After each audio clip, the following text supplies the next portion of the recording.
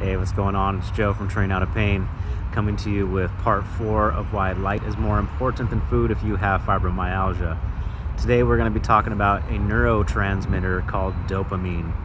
If you haven't heard of dopamine before, there is a lot of associations when it comes to addictions with dopamine, because if you have low dopamine levels, you're going to be in search of things that make you feel good. If you have low dopamine levels, you're going to be without the things that make you feel good. And drugs, alcohol, sex, gambling, pretty much anything you can become addicted to is going to increase your dopamine levels. You're going to get a nice dopamine hit every single time that you indulge into those addictive pleasures. But it also plays a big part when you have fibromyalgia, just like I've talked about this week. I've done a lot of research over the years when it comes to fibro, and there's been some common threads as far as symptoms and possibly causes. There's always an association with vitamin D, there's always an association with low melatonin levels, and there's also an association with low dopamine levels. And why is that important if you have fibromyalgia? Well, one of the things that we often deal with when you have fibromyalgia is brain fog, and that is basically your inability to think clearly. If you look at dopamine and what it controls and what it does, dopamine actually helps you think more clearly. So we need to increase your dopamine levels naturally. How do we do that? You guessed it, sunlight. If you are out in the morning time between 9 and 12, just like yesterday we talked about with increasing your melatonin, you will also be increasing your dopamine levels as long as you are getting that light through your eyeballs, through your retina.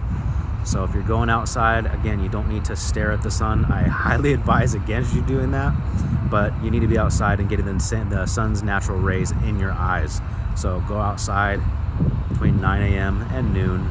I want you to take your sunglasses off, take your contacts out if you wear glasses, put them at the edge of your nose, and that is going to help you increase your dopamine levels. The more time you spend outside, the more dopamine that you can ramp up.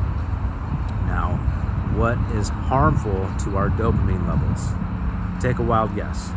If being outside in the sun increases, then what's the opposite?